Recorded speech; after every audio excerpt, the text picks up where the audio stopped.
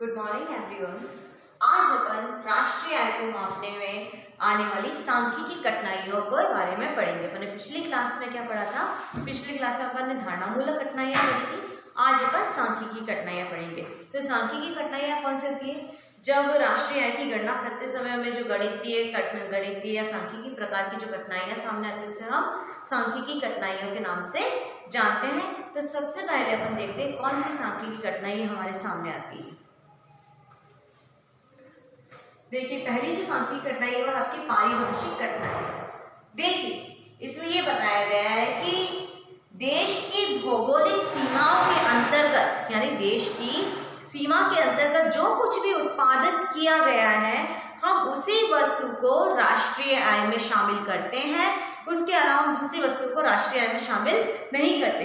पर वहां पे एक प्रश्न ये भी उठता है कि कुछ वस्तुएं ऐसी हैं जो विदेशों से प्राप्त की गई है। मतलब ये है कि जो हमारे देश के व्यक्ति विदेशों में जो आय की प्राप्ति कर रहे हैं, विदेशों से जो आय हम अर्जित कर रहे हैं, हम कुछ जिन वस्तुओं का निर्यात विदेशों में कर रहे हैं उससे प्राप्त आय उसको हम राष्ट्रीय आय में शामिल करें या ना करें। तो अपन उस विदेशी आय को राष्ट्रीय आय में शामिल करेंगे जो कि वस्तु हमारे देश में बनी है और जिनका निर्यात हम विदेशों में कर रहे हैं, और फिर विदेशों से हमारे पास जो विदेशी आय प्राप्त होगी उस चीज को तो हम राष्ट्रीय आय में शामिल करेंगे।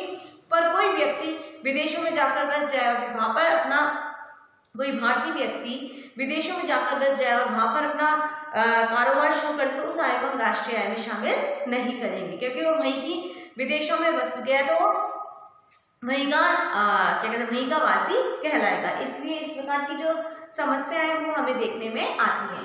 सेकंड है मापने की रीति एवं दृष्टिकोण। अब देखिए, यहाँ पे एक समस्या ये भी आती है कि किस रीति का प्रयोग हम राष्ट्रीय आय को मापने में करें। कौन सी रीति का प्रयोग करने से राष्ट्रीय आय को हम आसानी से माप सकते हैं। तो इन सारी चीजों का भी प्रॉब्लम हमें फेस करनी पड़ती है। तो मैं आपको बता दूं, जो ये मतलब किसी देश की सामाजिक राजनीतिक और जो स्थिति है उसके आधार पर हम ये निश्चित करते हैं कि किस रीति का हम प्रयोग करें राष्ट्रीय आय को मापने के लिए। अगर किसी देश के उत्पादन को मापना है तो हम इसकी उत्पादन प्रणाली को प्रयोग करेंगे, और किसी देश के मानव कल्याण आदि को मापना है तो वहां के उपभोग और व्यय की रीति का प्रयोग करेंगे। तो इस प्रकार से हम किस रीति का प्रयोग करें ये देश की सामाजिक, आर्थिक और राजनीतिक स्थिति पर निर्भर करता है।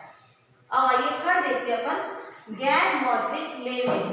देखिए, इसमें क्या है, राष्ट्रीय आय की गणना मुद्रा में की जाती है पर कई ऐसी वस्तुएं जो मुद्रा में नहीं गिनी जाती। देखिए, इसमें क्या है कि राष्ट्रीय आय की गणना जैसे मैंने आपको शुरू में बता दिया था कि जिन वस्तुओं का लेन देन मुद्रा के रूप में होता है उन्हीं चीज को हम राष्ट्रीय आय में काउंट करते हैं। पर कुछ चीजें ऐसी हैं कि जिसका हम लेन देन वस्तु विनिमय प्रणाली के आधार पर करते हैं। यानी वस्तु विनिमय प्रणाली क्या है कि जो हम लेन देन है वो एक वस्तु से दूसरे वस्तु के आधार पर हम जो लेन देन करते हैं उसे हम वस्तु विनिमय प्रणाली के नाम से जानते हैं। तो ऐसी ही वस्तुएं जिनका लेन देन वस्तुओं के द्वारा लेन देन किया जाता है, तो ऐसी चीजों को, ऐसी वस्तु विनिमय प्रणाली को हम इसमें काउंट नहीं करते। तो इस प्रकार की भी जो समस्या है वो इसके अंतर्गत देखी जाती है। नेक्स्ट, अशिक्षित एवं अंधविश्वास। देखिए, इसमें ये बताया गया है कि पिछड़े क्षेत्रों में कई अशिक्षित लोग होते हैं। अशिक्षा पिछड़े क्षेत्रों में अधिकतर पाई जाती है। तो अशिक्षित होने के कारण जो मनुष्य होता है या जो जनता है वह अपना उत्पादन उपभोग संबंधी हिसाब किताब बिल्कुल सही नहीं रखती है।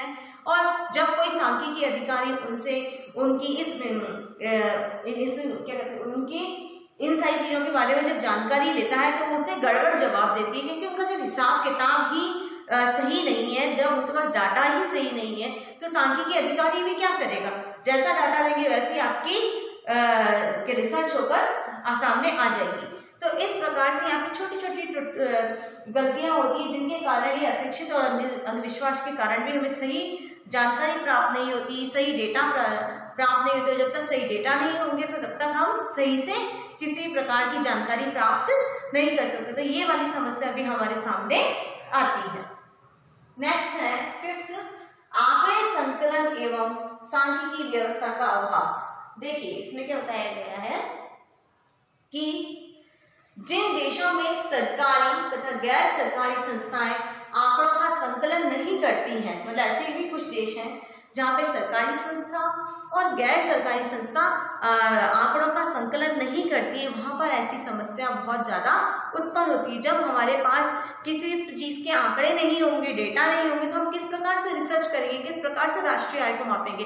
तो यहाँ पे ये बहुत बड़ी समस्या देखने में आती है, क्योंकि जब तक आंकड़ा नहीं है तो हम उस पर रिसर्च किस तरीके से करेंगे, क्योंकि यहाँ पे आंकड़ों का संकलन ही नहीं हो रहा है।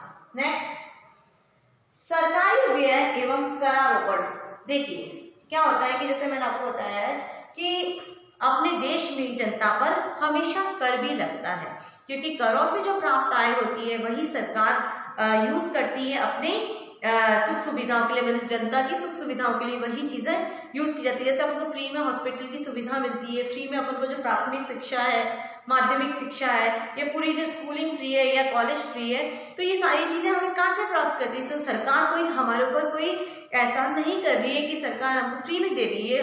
सरकार ये सारी जो राशि है वो अपने देश की जनता पर कर लगाकर प्राप्त करती है। जितनी जनता पर कर होता है और करों से प्राप्त जो आय है वो सरकार के कोष में जाती है और उसी कोष से वह जनता पर खर्च करती है। तो इस प्रकार से क्या है कि ये जो सरकारी आय है